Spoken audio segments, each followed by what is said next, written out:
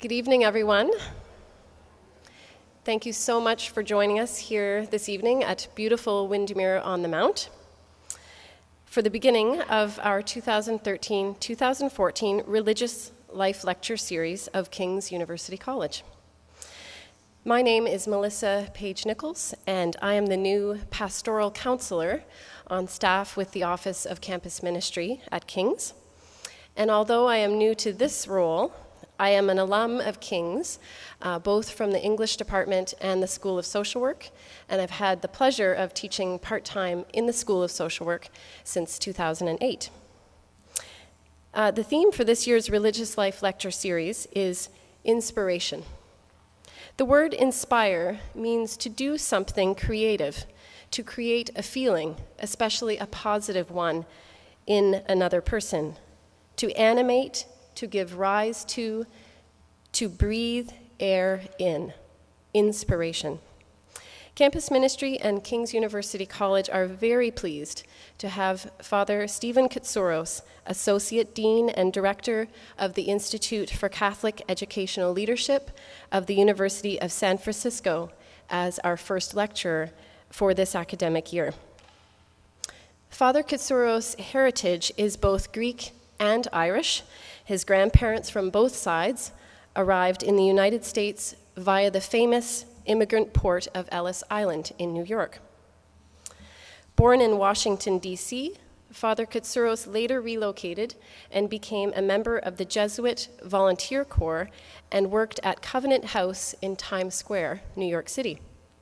From there, he taught at Nativity Mission Center, a Jesuit middle school for those living in poverty in Manhattan's Lower East Side from 1982 until 1987.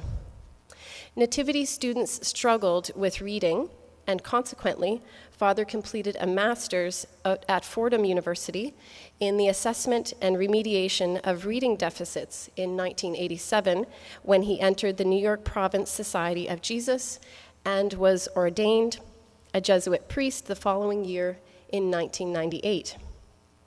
With this master's in assessment and remediation of reading deficits, Father Katsouros, along with two colleagues, began the Gonzaga program in Harlem, New York, a middle school for boys based on the Nativity model. He then went on to serve for 9 years as president of Loyola, a co-ed Jesuit high school on Manhattan's Upper East Side. Father Katsouros earned his master's degree in administration at Harvard University and his doctorate in organizational leadership at Teachers College, Columbia University, where he researched the characteristics of effective, high-performing boards of trustees. Father Katsouros professed his final vows at St. Ignatius, New York City in June 2011, and began his assignment as the director of the Institute for Catholic Educational Leadership and as a member of the President's leadership team at the University of San Francisco. He is currently a trustee at Creighton University, Omaha, Regis University, Denver, and Schools of the Sacred Heart, San Francisco. In September 2013, Kevin Kumashiro, School of Education Dean at USF, announced his appointment of Father Katsouros as Associate Dean for Strategic Projects. Along with his responsibilities in this new role, Father Katsouros will continue to serve as the Institute's director. During his tenure as director, Father Katsouros has hosted 2 conferences for trustees from Catholic higher education and secondary education boards entitled Making Decisions to Sustain Your Mission, a conference for trustee leadership in Catholic education. The conferences have been attended by over 150 trustees of Catholic colleges, universities, and high schools in the United States and Canada. He speaks to issues of governance, leadership, and institutional performance. Tonight, we look forward to being inspired by Father Katsouros in his lecture entitled, To Influence Those Who Will Influence Others, Motivation, Inspiration, and Catholic Educational Leadership. I'm very pleased to welcome and introduce Father Katsouros.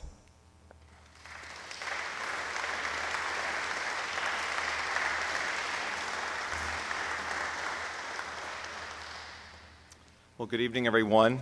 Thank you for being part of this evening. I've had a most enjoyable day here at King's, getting to know board members, faculty members, administrators, and students, and I'm very impressed with what I've seen.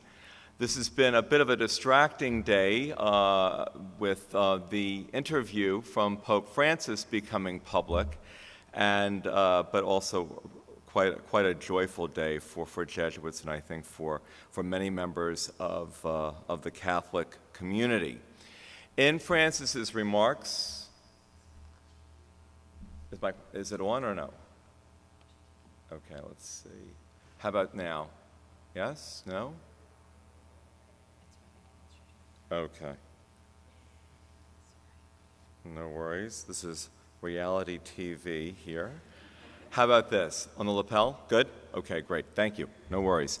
In his remarks that were broadcast today through these interviews, Pope Francis was using a number of phrases that are indicative of Jesuits. He did not use the phrase that I'm using this evening, so I wanted to unpack this for you before I launch into my remarks. So, to influence those who will influence others.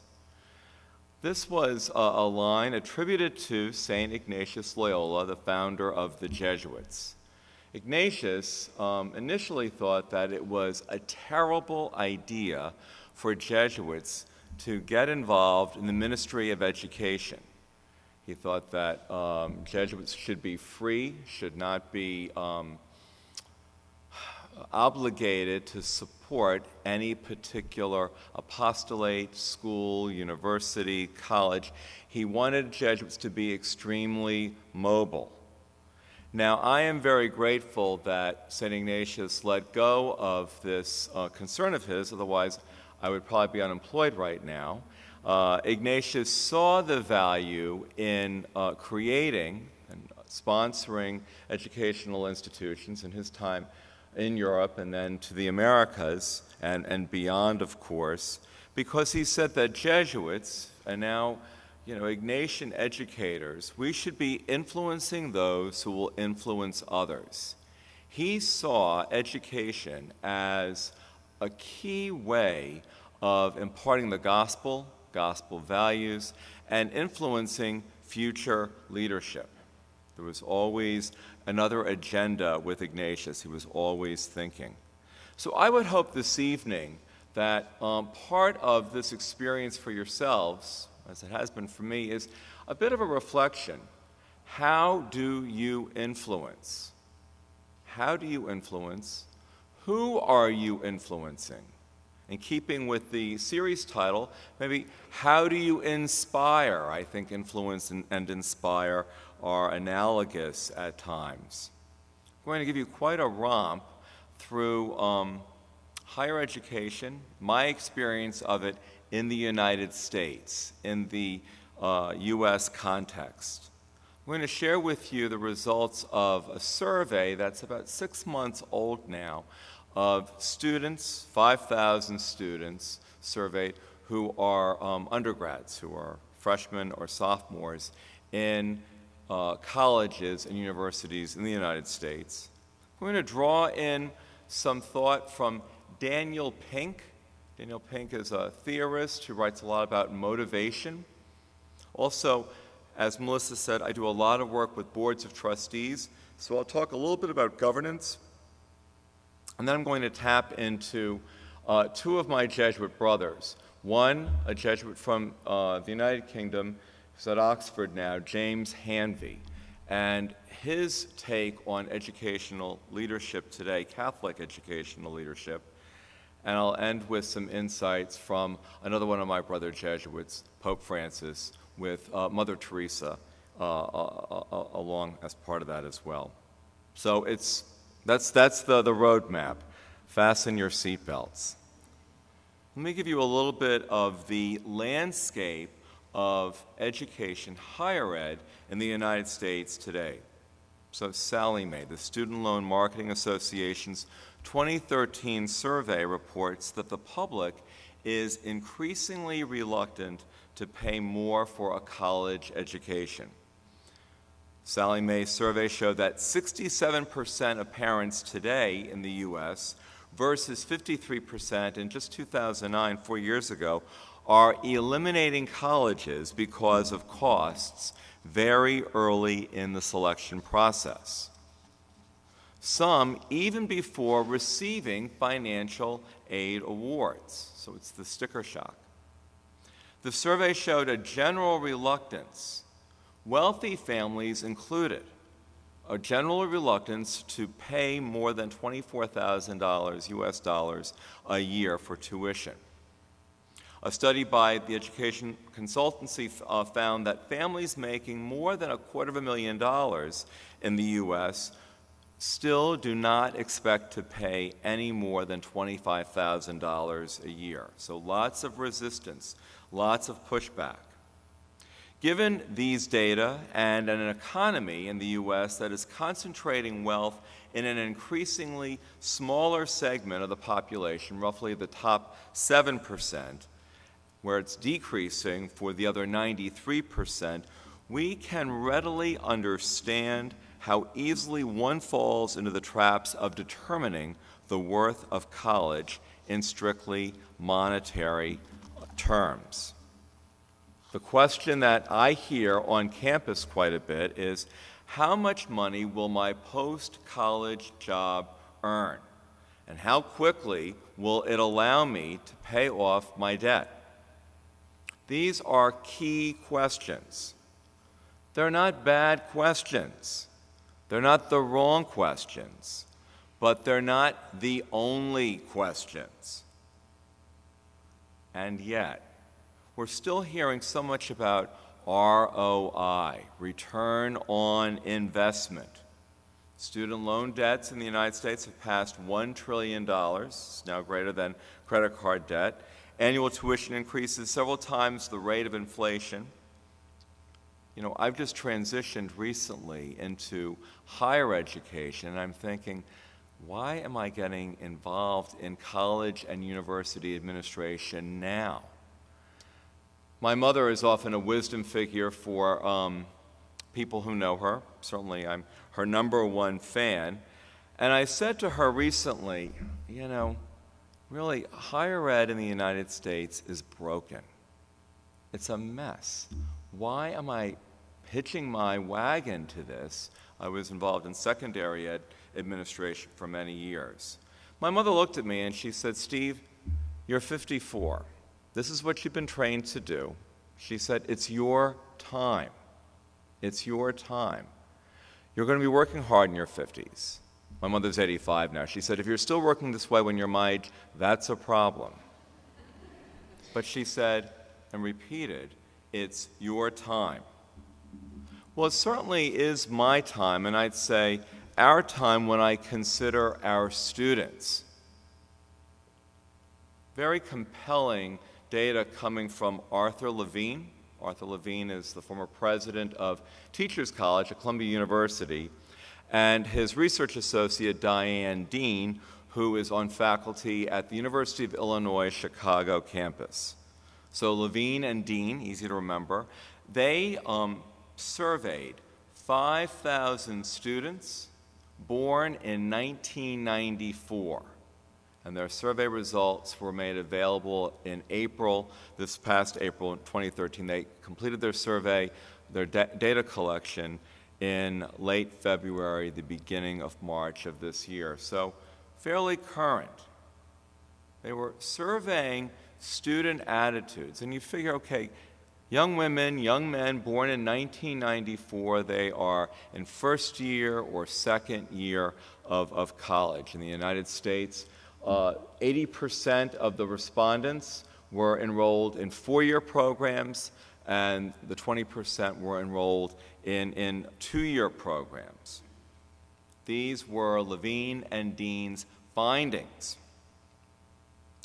They talked about how this generation, born in 1994, it's the first generation of digital natives.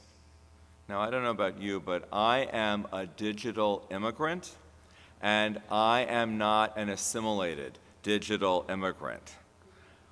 These kids born in 1994, they don't get me. They believe that their education, 4 out of 5, according to Levine and Dean, 4 out of 5 believe that their education would be improved if their instructors were stronger in technology. I think they were targeting me there. The majority of them prefer a blended experience, some face-to-face time, but much of it delivered online. Also, Dean and Levine noted a 57% rise in plagiarism over the last 10 years because these young people born in 1994, their understanding of plagiarism is different than previous generations. It's on this website. It's public access. How is this plagiarism?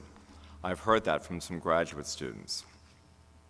University is about, for many of us, myself included, it's about fixed calendars and semesters and office hours and locations.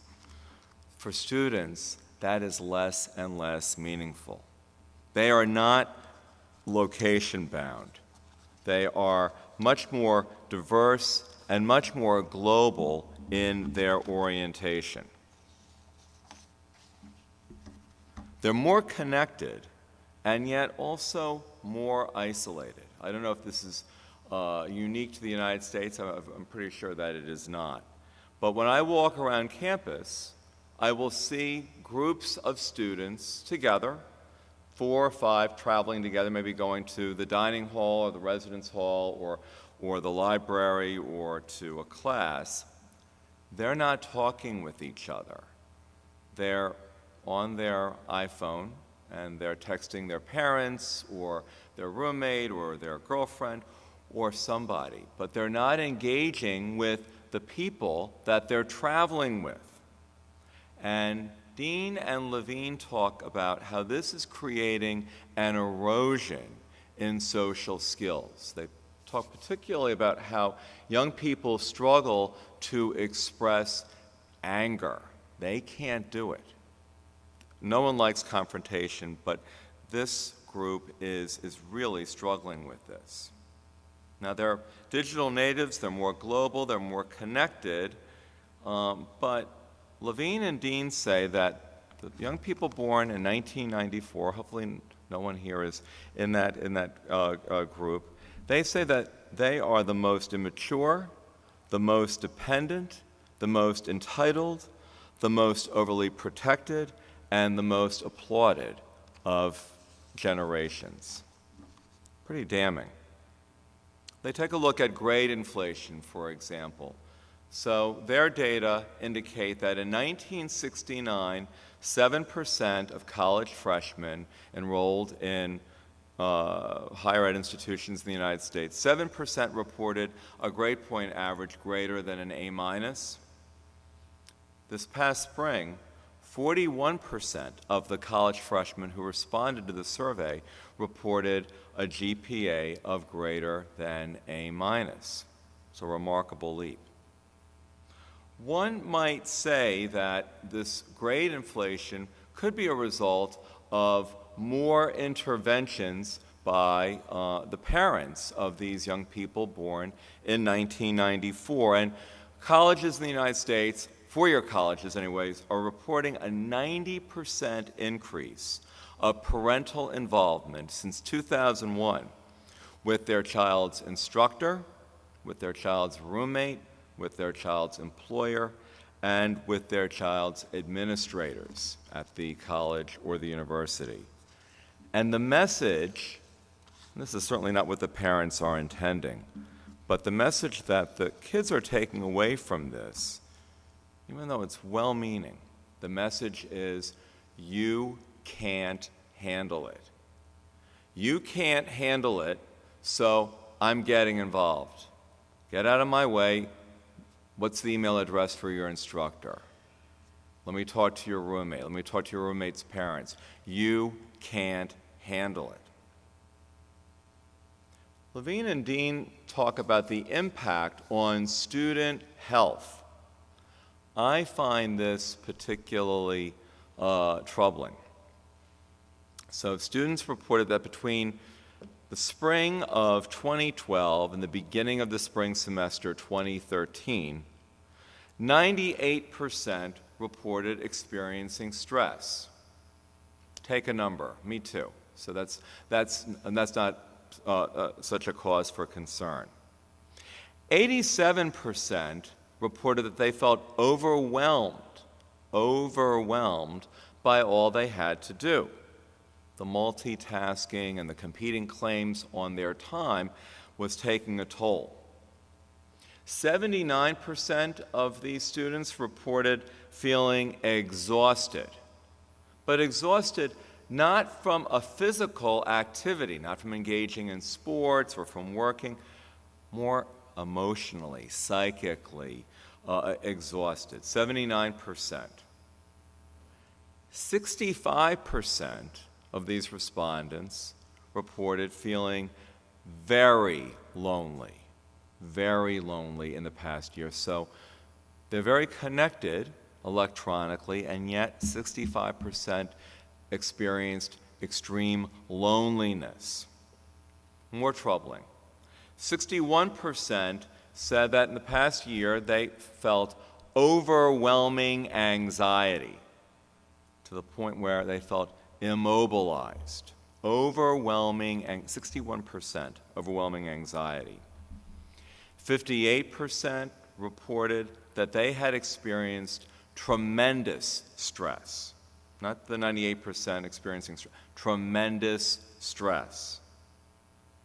And the last data point here, the last statistic, 47%, so almost half, 47% of the young women and young men born in 1994 reported feeling hopelessness. Hopelessness, no sense of a future. Dean and Levine hypothesized that this is caused by many factors, but what they're hearing from the student respondents is that these kids know, in the U.S., they are the products, they're living with the worst economy since the Great Depression, and that is what's influencing them. Talk a lot about this acronym VUCA: volatility, uncertainty, complexity, and ambiguity, versus resiliency. There's a lot of literature now on resiliency, and James Hanvey, the Jesuit that I mentioned a moment ago, he's done some research on resiliency. It's more than just survival, he says, or bouncing back from a debilitating situation. Rather, it's adaptability that produces new insights and capacities. In other words, resilience equals growth. James and I had a conversation reviewing the data points offered by Levine and Dean, and we both concluded that it would be very hard for many of the students who responded to the survey to say that they were resilient. 47% feeling hopeless, exhaustion, tremendous stress. Where is the resilience there? So then, where is the growth for these students? I'm going to shift a little bit back to the more macro level of higher education in the United States. In my meeting with some board members and the board chair and the principal here this afternoon, we talked a little bit about a report that was published in July of 2012 by Bain and Company. So if you follow the 2012 American elections, Bain, that was the firm that Mitt Romney worked for many years ago. These two researchers, Jeff Deneen and Tom Dretler, have written a report called The Financially Sustainable University. It's a good read. It's a good analysis of where we are in the United States with higher ed. You know, they talk about how there was a tech bubble, 10 or 12 years ago, and then a real estate bubble 5 or 6 years ago. And these two researchers see many, many, many colleges and universities in the United States heading for a higher ed bubble. They talk about the law of more in higher education. The more we build, the more we spend, the more we diversify, the more we expand, the more secure we will be. Instead, the opposite is happening. Institutions have become over-leveraged. Long-term debt is increasing at an average of 12% a year, and administration and student services are growing faster and faster. And the name of this article is The Financially Sustainable University, and Deneen and Dretler talk about 4 tenets, 4 ways institutions will stay alive and well and open. They talk about how a university needs to broaden its revenue portfolio. They talk about investing in innovations and new revenue opportunities, for example, research enterprise. Great. My question, of course, is always, what does the innovation do in terms of advancing the institution's mission? We'll talk more about that momentarily. They also talk about building an unrestricted endowment. So broadening the university's revenue portfolio. They then talk about streamlining administration and operations to reduce costs, to enable investment in growth areas and reduce investment in lower performing programs.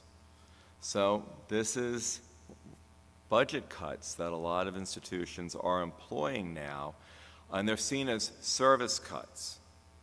It may result in better cost efficiency. They talk about, for example, Cornell University.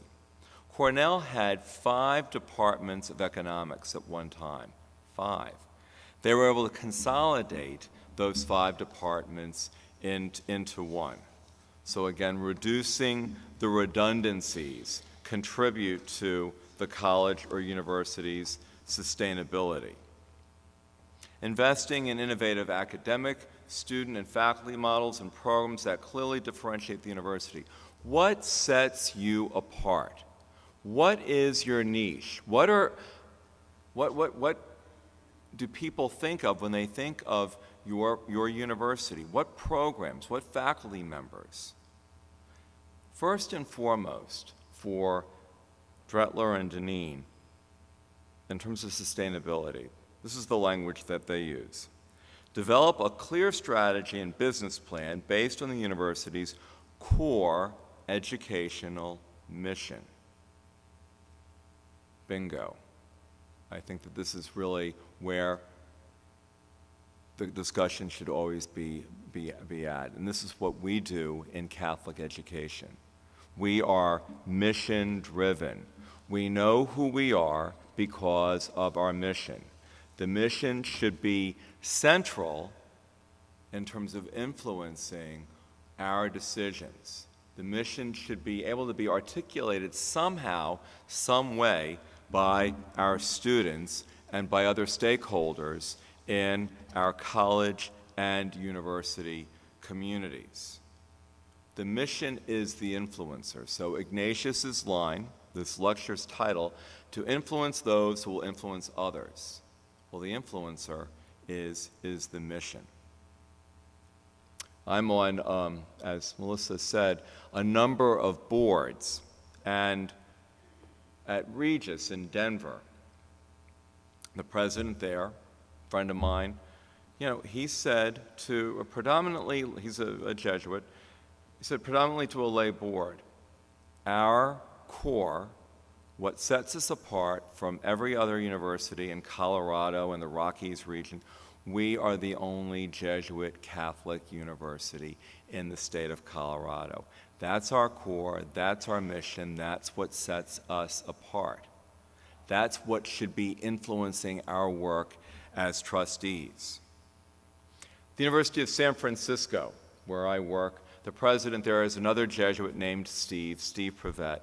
Steve is extraordinary in terms of applying the church's teachings on social justice to curriculum, to hires. We have gained faculty members who were courted by Ivy League institutions because they bought into our mission. I'm now working closely with the Dean of the School of Education. He just arrived, was just hired, and when he asked me about the strengths of the School of Education, I said, I have never worked in a place where the curriculum and the personnel are so aligned with the university's overriding mission. I've never seen such mission alignment. I want to go on and share with you, I got a couple of reactions of people nodding with Daniel Pink's work. I think that Daniel Pink, if you don't know him, he's definitely worthy of your time. Social theorist. He has written about a whole new mind. His most current book is called To Sell is Human, and where everyone is trying to move people, or in my language tonight, everyone's trying to influence people. But I really like his book, Drive. One word, drive. What motivates people?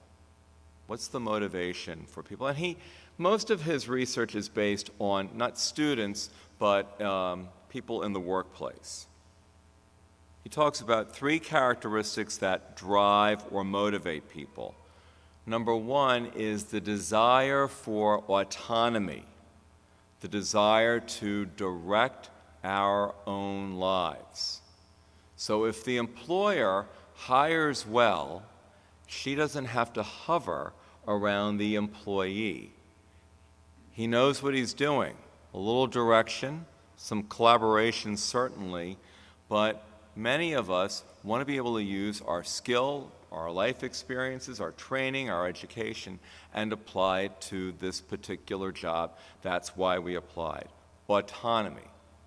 That's one characteristic that drives employees. There are 3. The second one is what Daniel Pink calls mastery. Mastery, which is the urge to get better and better at something that matters. So it's our desire to go deep into a particular field and to really grow and be able to perceive that we're improving or gaining knowledge or making progress or moving towards a goal. That mastery is very meaningful for the employee. And finally, Daniel Pink talks about the third characteristic that drives employees, that motivates employees. He calls it purpose. Purpose is the yearning to do what we do in the service of something larger than ourselves. So most of us, yes, it is me, myself, and I, but at the end of the day, we realize that we are part of a community, and we want to be involved in that community, and we want to be involved in issues and causes or a project that is meaningful and that draws us out of ourselves and calls us to what Daniel Pink calls purpose, a higher purpose, something larger than ourselves. So autonomy, mastery, and purpose. I'm still laying my groundwork here. As I said before, I do a lot of work with boards, and in my discussion with trustees, I talk about their 3 areas of responsibility, and this will be familiar to most of us here. First and foremost, this is obvious, the fiduciary responsibility of boards. So here, the board's core work, to make sure that the trains are running, that the operations are going forward, that they ensure efficient and appropriate use of resources, and that they ensure legal compliance and fiscal accountability. So that's the fiduciary responsibility of board members. Then there's the strategic responsibility, concerned about the future. Here, the board members' core work includes scan internal and external environments, see what your competitors, what other institutions are doing, setting institutional priorities, reviewing and modifying your strategic plan, and then monitoring performance against that plan. So fiduciary and strategic. Here's one that doesn't come readily to mind, and yet this is, again, that word, core. The generative responsibility of boards, the generative responsibility. Board members decide what to decide. So there's a bigger question out there. They're discerning challenges and opportunities. They're probing assumptions, but they're also probing logic. What worked 10 years ago, is that still applicable today? They're asking about the values behind strategy, and they're deciding our way of proceeding. Now, again, this comes from 3 researchers who are based at Harvard on boards. But that expression, deciding our way of proceeding, which is the from the generative mode of governance for boards, that's a very Jesuit expression. Oftentimes Jesuits will say, well, that's our way of proceeding, or that's not our way of proceeding.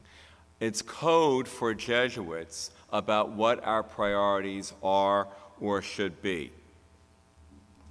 Father James Hanvey wrote The Spirituality of Leadership, a monograph for Catholic educational institutions a few years ago. And he talks about the soul of Catholic educational institutions, that these institutions, like other organizations, have souls.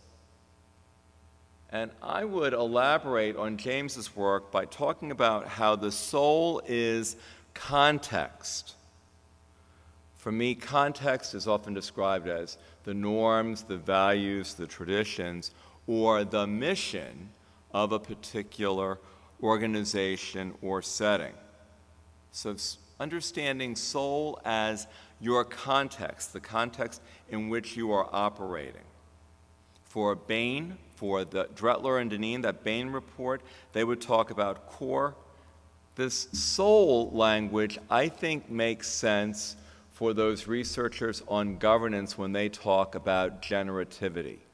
So I think there's a lot of overlap between various disciplines and what we talk about in Catholic educational institutional leadership. Let me elaborate a little bit more on context. Back to St. Ignatius Loyola. So Ignatius, his greatest contribution to the church and to humanity was putting together the spiritual exercises, a handbook on prayer. And the exercises have helped, I'd say, hundreds of thousands of people grow in their relationships with God and with each other and grow in their self-knowledge. Ignatius very much honors people's contexts. He realizes that not everybody can make a spiritual retreat in the same way. Ignatius was always encouraging the first Jesuits to meet people where they're at, to learn about them and honor who they are and their histories and their contexts, because he knew how important contexts are. And for Ignatius, well, one of Ignatius's spiritual sons is a Jesuit from India. He's been deceased now for about 20 years, Tony DeMello. So Tony DeMello has a lot of exercises that are related to retreats. Tony DeMello has a beautiful, beautiful meditation. One line. Imagine God seeing you and smiling. Imagine God seeing you and smiling.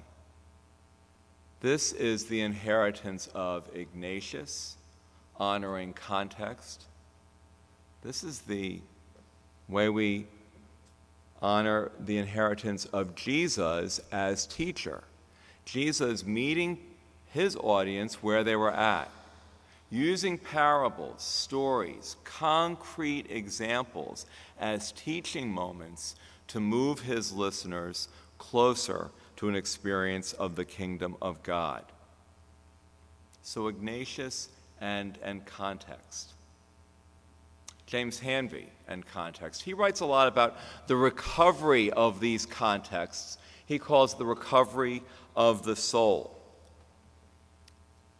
Those data points that I listed about young women and men born in 1994 responding to that survey who are enrolled in U.S. colleges and universities talk about the need for the recovery of many of their souls. I mean, certainly when I think of James Hanvey's work and his description of recovery, and then when I think of young people and their own struggles and challenges, there is a connection there for me. Again, Ignatius's legacy of the spiritual exercises. One of the points of the exercises, this handbook on prayer, this style of retreat and meditation, is to know oneself as being a sinner who is embraced by God's love. To know oneself as having fallen, having made mistakes, bad judgments, being a sinner, but being overwhelmed in the embrace of God's love, the recovery of the soul. For Jesuits, this kind of worldview, this is our way of proceeding, to use that language from the researchers on generativity and boards. These are our values, norms, our contexts. And I'd have to say that, we need to know how we're influencing. We need to know who and what our missions are in order to know our ways of proceeding. So for myself, as I said, I'm learning a lot on the macro level of higher education, strengths and weaknesses, and I'm interacting a lot now with this population of students. This helps me to understand what my mission is. This helps me to understand my way of proceeding and how I could be influencing. James Hanvey uses the term kenosis, New Testament term, this pouring out of oneself, the sacrifice of oneself. Daniel Pink writes about this when he's talking about our purpose, to be of service to something larger than just my own agenda, being of service to something larger than myself, a contemporary understanding of kenosis. Pink also talks about mastery, the desire to get better at something that matters. James Hanvey invites his readers and those involved in Catholic education to see themselves as participants in their missions. They're participating with his understanding of the Spirit who is advocate, who is reconciler, and who is consoler. So a way of exercising mastery in this Catholic educational context is to go deeper in our co-ministries with the Spirit. The gifts of the Spirit, James Hanvey writes about, and the response of the retreat. So a retreatant during the spiritual exercises. The beginning of the retreatant is reviewing his or her history. She sees themselves as sinners, as people with strengths, with talents, who have had great events happen in their lives, and then other things for which they feel shame, they're embarrassed, remorse, regret. And the response to the retreat, Ignatius suggests, would be the three questions. What have I done for Christ? What am I doing for Christ? And what will I do for Christ? Hanvey would suggest that that is participating in the work of the Spirit, advocate and reconciler and healer. I would link this, I mentioned this today to some board members, to our ministry through the rite of baptism. I do a lot of baptisms. Traveling to New York City this weekend to officiate my 134th wedding. Much more importantly for the couple, it is their first wedding. And oftentimes with weddings come baptisms. I should have tracked how many baptisms I have had the privilege of officiating. But in baptism, if it's an infant baptism, the baby's being anointed, or the adult, the language is about Christ as priest and prophet and king, or leader. And I often talk about this as, our invitation as people who are baptized to engage in this mission with Jesus, to be priests and prophets and leaders in our own contexts. That would be our mission. Oftentimes, for myself, and when I work with other groups, I talk about mission coming from the Latin word meaning to be sent. And the question that I have for really all of us this evening is, we are all missioned. We have all been sent. To whom or to what are we sent? What is our mission? What are we called to serve? How are we called to influence? How are we called to inspire? In my desire to get to know your community a little bit more, I did a little research about King's and your mission. I think I have this right. So the mission statement for King's is a Catholic university college committed to the ongoing creation of a vital academic community animated by a Christian love of learning and the pursuit of truth. The college fosters an environment based on open inquiry, Christian values, and service to the larger community. So if you are a member of the King's community, this statement represents, to me, what you've been sent to do, what your mission is, how you are being called to influence in a vital academic community animated by Christian love of learning and the pursuit of truth. Earlier this evening, I talked about the sustainability of higher ed institutions, and Deneen and Dretler talking about what sets apart universities and colleges from others. What sets you apart? Well, your core values. Again, thanks to the internet. Academic excellence, academic freedom, Catholic mission, community, social justice, inclusiveness, diversity, collegiality, and environmental sustainability. And then this from your strategic plan. Your vision is to articulate, realize, and celebrate the Catholic vision in all dimensions of college life. That's really worthy of repeating. To articulate, realize, and celebrate the Catholic vision in all dimensions of college life. This is what sets you apart. This is why people would be attracted to King's University College.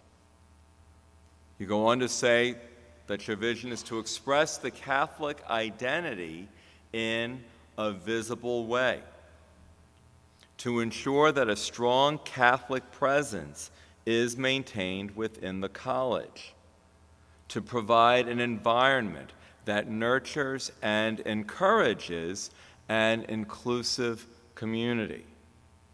Again, this is what sets you apart. This is the mission of this university. This is how you are called to be influenced.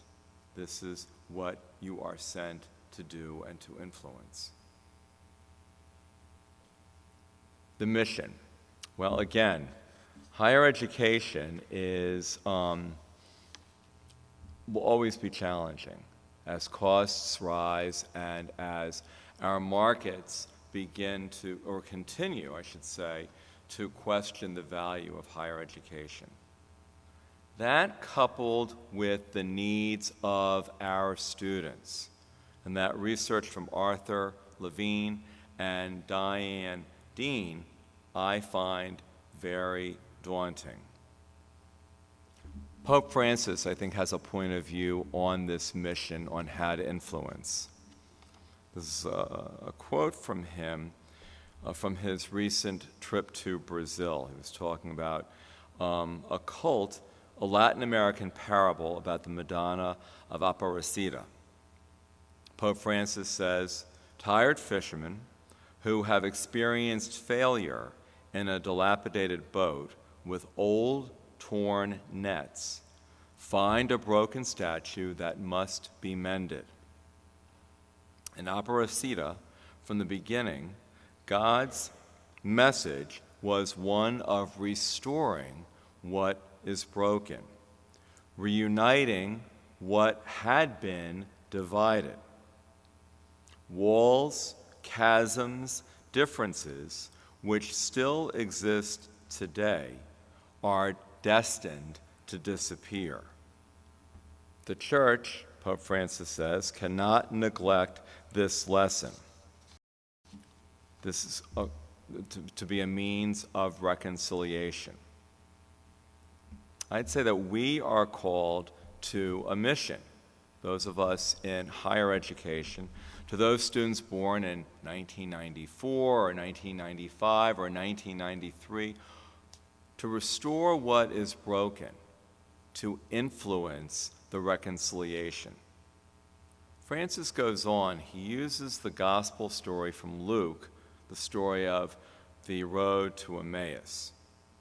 Francis talks about people who have left the Catholic Church because, quote, now they think that the Church, their Jerusalem, no longer offers them anything meaningful or important, just as the disciples abandoned Jerusalem after the crucifixion of Christ. Francis goes on, he says, we need a church unafraid of going into the night of these people, into their darkness. We need a church capable of meeting them on their way, their contexts. We need a church capable of entering into their conversation. We need a church able to dialogue with these disciples who, having left Jerusalem behind, are wandering aimlessly alone with their own disappointment, disillusioned by a Christianity now considered by them to be barren, fruitless soil, incapable of generating meaning. Francis asks 3 questions. Are we still a church unafraid of going forth into their night? Are we still a church capable of leading people back to Jerusalem?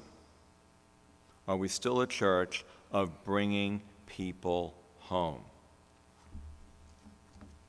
Daunting task. Back to my mother. So I was talking to her recently prior to a baptism that I was officiating in San Francisco.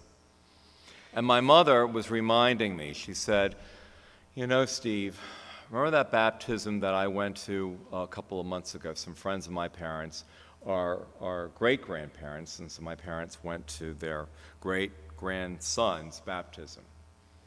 My mother was recalling that the baby was wearing an heirloom gown, family, heirloom.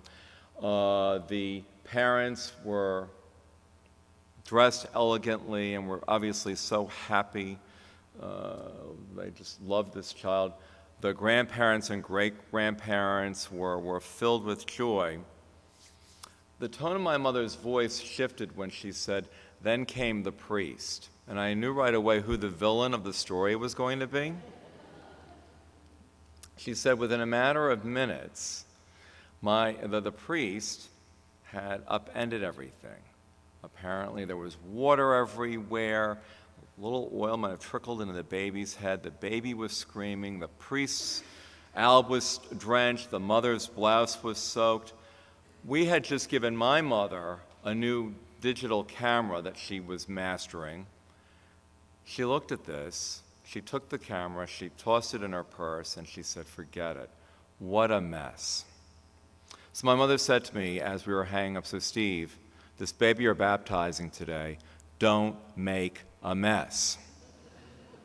Now, I'm 54, but when I hear that tone in my mother's voice, I regress back, where I want to rebel against what my mother says. I'm happy to report that after decades of therapy, I can disagree with my mother, because just as in baptism, when the baby gets wet, we believe that God is somehow very much present.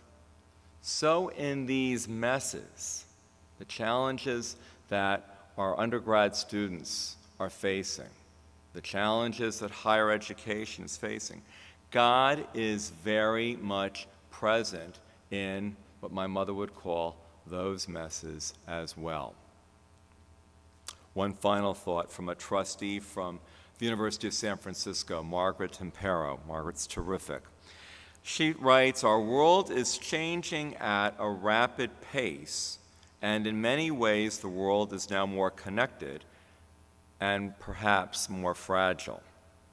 More than ever, we must embrace change, accept diversity, and see failures as opportunities. We all have much work to do. It sometimes seems overwhelming and more than we can handle." As a college student, Margaret went to the University of San Francisco where I work. As a college student, I remember being introduced to the writings of Mother Teresa. Mother Teresa, when surrounded by so much that needed to be done, by overwhelming poverty in Calcutta, Mother Teresa responded by saying simply, "Just begin. Just begin the work." We're off to a new academic year at the University of San Francisco, also at King's. Much work to be done. A new beginning. It can be overwhelming. It can be daunting. As my mother would say, it can be a mess at times. Mother Teresa says, "Just begin." I've enjoyed sharing my reflections with you, and if there are questions or reactions or comments or needs for clarification, that may begin at this point. Thank you.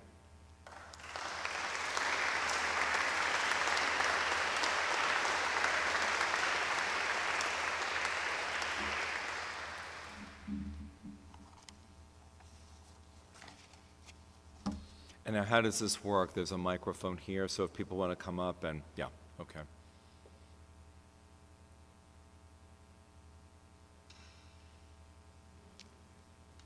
Now please identify yourself. Well, not everybody will know me here because not everybody is from King's. I'm Okay. Dave Sylvester, Okay. principal of King's. And I really appreciated your talk, and I think it's helpful for us as members of the King's community, but you also have a lot of school and high school principals and teachers here. And your background is at Loyola, a big part of your professional life. How, as principal, if you don't mind me asking, well, you're president while you Yeah. were there, I'm sure even though they weren't in the 1994 survey, you were dealing with some of the same issues with the Yes. students when they showed up in September in your schools. How, as a president, and how did your principal, that's the Jesuit model, Yeah, right? that's right. And the teachers in the classroom find that inspiration, find those contexts? Wonder if you can give us some examples or some of the ways, in a very practical way, that you took on September. Sure. Great. Yeah, certainly those of you who are involved in secondary ed, well, you know kids born in 1994, certainly, or 1995. So for myself, we had a number of students who were from very privileged backgrounds, and yet their souls were very troubled.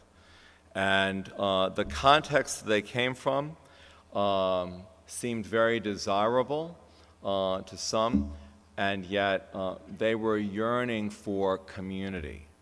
So that Daniel Pink purpose always resonates with me and reminds me of what was best for these students. They wanted to be part of something larger than themselves. I think in Catholic education, certainly in the last 25, 30, 35 years, service programs have really developed.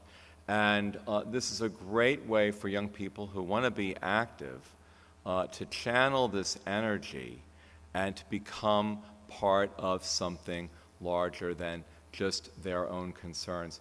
I think the Catholic schools have done a great job and have become more sophisticated at this. It's not just service for service sake, but then to reflect on why we do service and how this relates to the mission of the school, to our roles as Christians or as people of faith, or as members of a particular community, depending on what the student's faith tradition was, or in some cases, what was not. To your point also, Dave, I would say that, and this is not, the Jesuits don't have a monopoly on this, but honoring the student's context, learning about where the student is coming from, really trying to see the student's perspective, really helped myself as an administrator, and I'd say the best of our faculty members, staff members, administrators, counselors, coaches, in their work and their successful work, influencing young people. So yeah, I use that expression all the time with students from secondary ed, that we're here to influence those who will influence others. And I used to say to the students, I know that you are a very influential group, and it's a great honor for me that at this point and during this chapter of your lives, we, here at this particular school called Loyola, we are influencing who you are, maybe where you'll go to college and what you major in, and what you do with your free time, and future decisions down the road. So yes, that influence piece was critical. Context was also critical in dealing with the challenges that our students were bringing to us in the high school setting. Yeah, fair enough. Yes.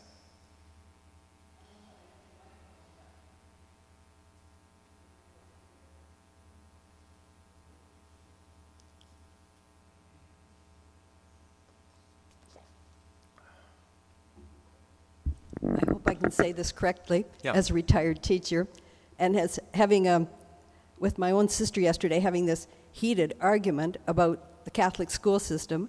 She was talking elementary. The teachers aren't going to church. There are no families going to church. Others say, well, 2 practicing families in my classroom, blah, blah, blah. And yes, I know that's all true.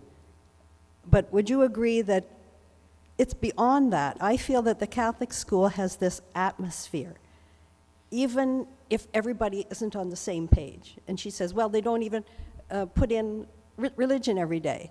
But there's this lived context and atmosphere in those schools that I think you can't find anywhere else in spite of that. Yeah. It's a great question. Certainly a lot of Catholic elementary schools in the U.S.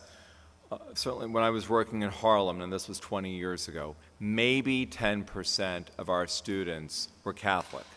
So they weren't going to be parishioners, but it was very meaningful for them to be in this school. It was very meaningful for their families. And when there were school liturgies, it was often the non-Catholics, the non-Christians, who were reverent, respectful, engaged, inquisitive.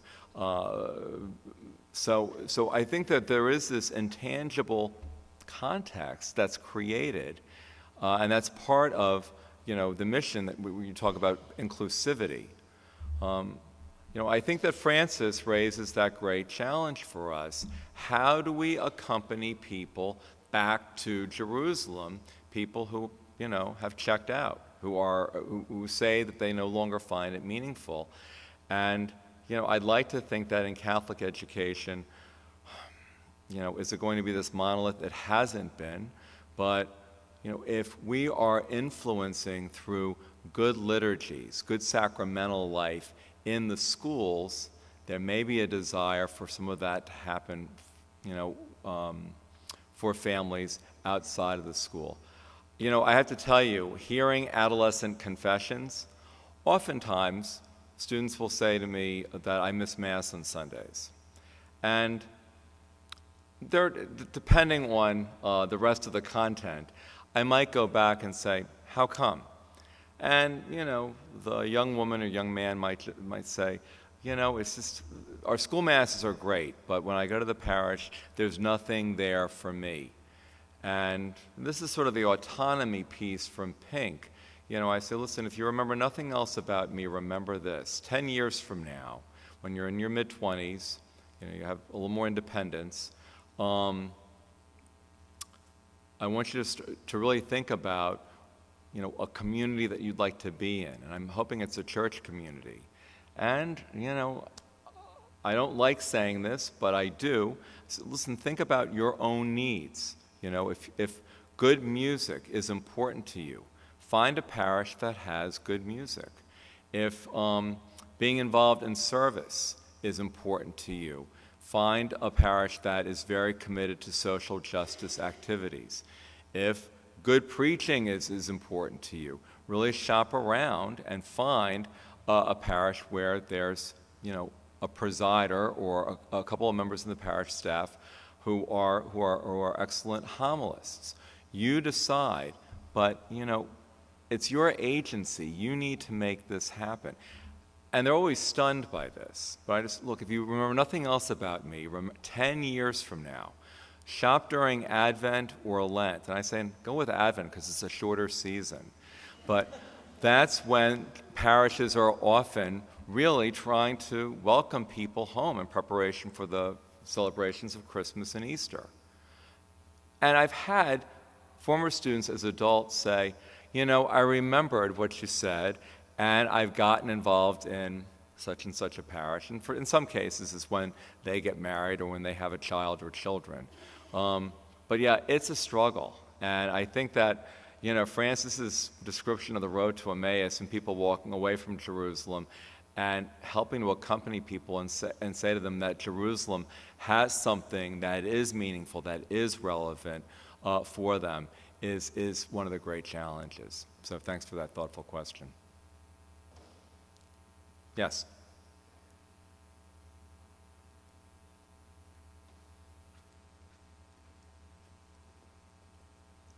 Enjoyed your presentation, Father. I teach at the seminary next door, but for almost 50 years, one of my subfields has been in Catholic healthcare. Oh. And the local hospital, which was a huge hospital, big healthcare in the city. Well, most of the people I've worked with in those almost 50 years have been non-Catholics. It's probably about 75-80% non-Catholic and Catholics in the hospital, both as patients and as people working there. But I've achieved success with an expression of John Paul II and Benedict that we propose the faith, we don't impose it. And whenever I've said that, people listen. It's not that we're banging it down on them, but they listen. And once at a board meeting, the chair of the board was a Jewish man in town, Paul Kaplan, wonderful man. And I was coming on pretty strong one day. And I said, well, really what I'm trying to do is to witness to my faith. He said, Father, I like that. So it was a question not of coming on gangbusters and this is Catholic teaching, you don't buy it. No.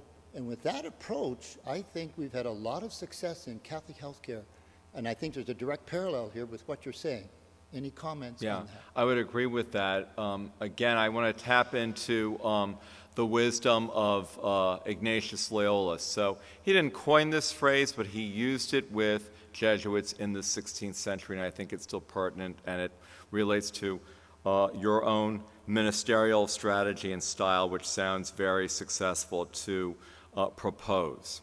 So Ignatius said very simply, in through their door, out through our door. And again, it's honoring who the person is in front of you.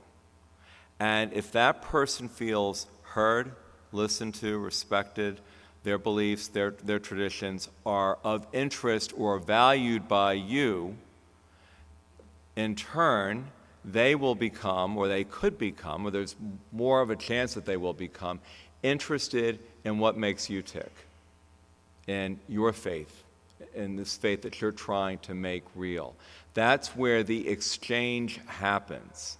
So if we initiate this disposition of openness to the other, where we're not opposing, but we're proposing, and listening to who they are, chances are they're going to pay attention to, all right, well, so why do you do this? How are you involved in hospital healthcare all these years? How do you work in a seminary? There's an interest there as opposed to, as you say, the heavy top-down style. So in through their door, out through. I mean, Ignatius could have been in marketing, Thanks for that, for sharing that. Yes.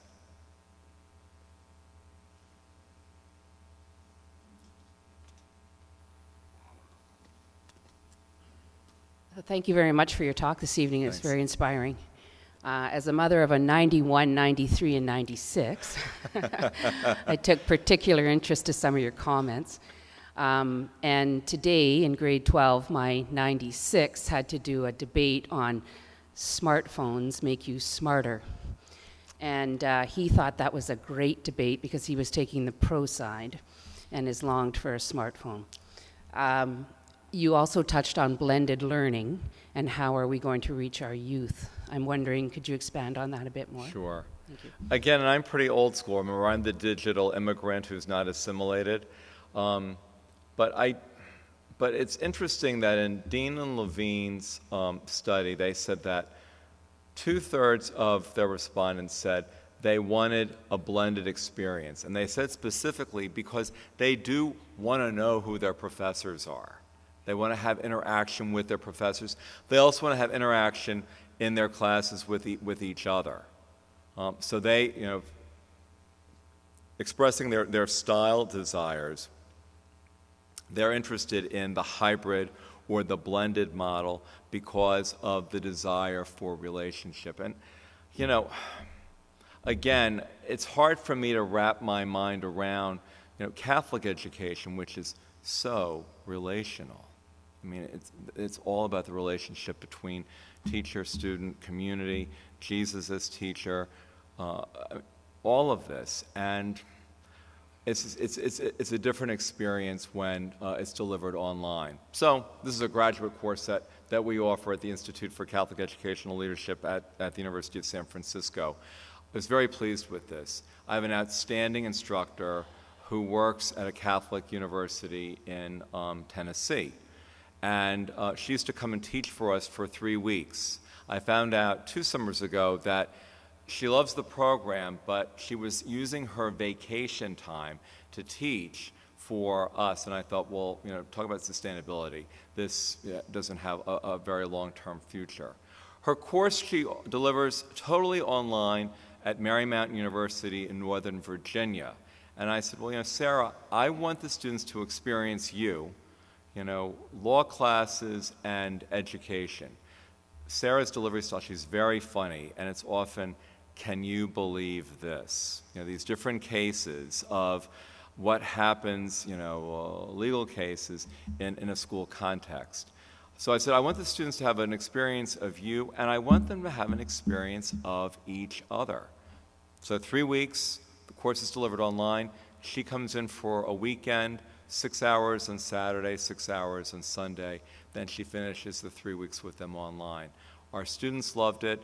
It was a very, it was a plus for all of us. And it did allow our students who are administrators, who have just other competing claims in their time, who couldn't have spent 6 weeks in San Francisco as much as they would have liked to take the course, knock out the credits, get that completed, and still interact with each other and with this very talented professor. So that, to me, right now is a great model. I understand that there are so many students that online is really the only option because work experiences, family obligations, whatever it might be.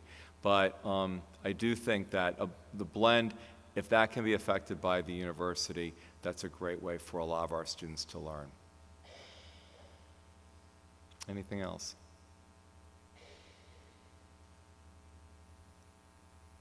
Yeah.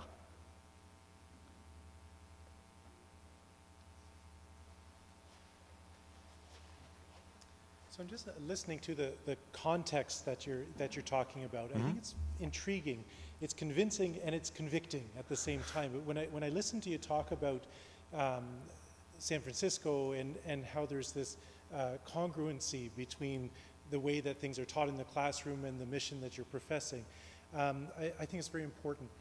What I wonder about is when I think about the context of our youth today, what I think about is information overload, that things are coming from everywhere. And what I've been toying with in my head is, what's the filter? In that context, what is it that we need to teach as educators? What do we need to teach our young people? And how can our faith perhaps provide that filter? So I'm toying with the ideas, and I thought I'd throw it out there just to see if you maybe could respond to that. But it's where I think that total vision is very important for us, to be able to really live what we profess. It's a great question because of the information that we have access to that feels like overload. I think, quite frankly, remember the statistic of so many students reported feeling physically exhausted. I think that the information overload is what's contributing to that sense of physical exhaustion. Yeah, I would say that for so many of our students, they need another anchor. That's the filter. Because so many of us, adults, students, are unmoored by our lives' events. If we don't have that anchor to steady us through the various trials and tribulations, it's a frightening prospect. And I think that contributes to some of those high statistics, particularly that half the students felt hopelessness during the last year. That's a sign to me that there's lack of an anchor, that there's an unmoored feeling. It might be a family situation. It may be, as I said, the economy in the United States for these students who are undergrads and are looking at bleak prospects for their professional lives after graduating from college. I would say in the Catholic educational context, well, the anchor is the community, and it's a community rooted in the teachings and the person of Jesus, and also rooted in sacramental life and liturgical life. That serves as an important anchor. That serves as a way of mooring students who are feeling unmoored. The question over here about they're not going to Mass, or they're not participating in parishes. And yet these cultures and contexts and communities that Catholic education provides, I'm not saying that one is more important or better, no judgments there, but they're serving the context, community, and culture of these Catholic schools are serving a very important purpose, and one that I'm, optimistic can lead to or enhance or support or reinforce involvement in the larger church community if the student is Catholic, and finding that parish and some of the things that I talked about in response to your question earlier. So, the filter, it's that context that moors a student who is dealing with so much information, and not all of it is great information. And it's not wonderful that we have this constant access to a steady stream. Well, all right. This is like the Academy Awards. The music is playing, so it's a sign for me to wrap it up here. So, Melissa, thank you very much. Okay. Thank you so much. Yeah, thanks. And thanks to all of you. Great to be with you this evening. I'm actually.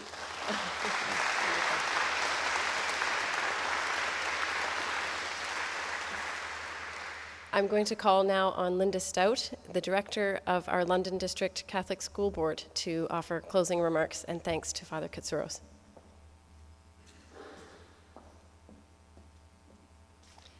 On behalf of the group here, Father Stephen, we'd like to thank you. As an educator, you've brought us all back to realize just the gift that we do have here in Ontario to have a fully funded Catholic education system. And what you were talking about at the beginning in terms of the financial constraints, fortunately for our students to have a Catholic education, that is something they do not face. And what I was really listening, I got to spend a day today with our principals, and then last week I spent a full day with our students. And when you were talking about Daniel Pink's work in terms of what motivates people, and I was thinking of it in both contexts. And one is what you had said is the desire for autonomy. And I can see that in our educators, whether they be our teachers or our principals, to direct their lives and direct their learning in terms of helping our students. The mastery of getting better at something that matters, and we have that gift as educators because what matters is the faith formation and the achievement of our students. And then thirdly, the purpose in terms of yearning to do something that is larger than ourselves. And I really saw that, and it gives me the hope. I really saw that last week in working with the students.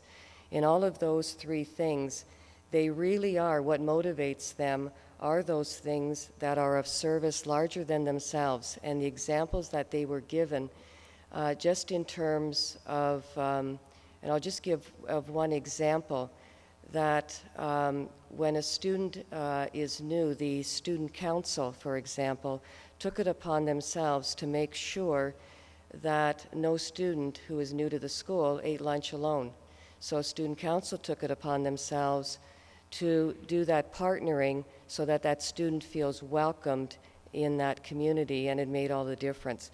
So what you basically shared with us, it gives us the opportunity to reflect also on the gift that we have, and just thank you for your words this evening.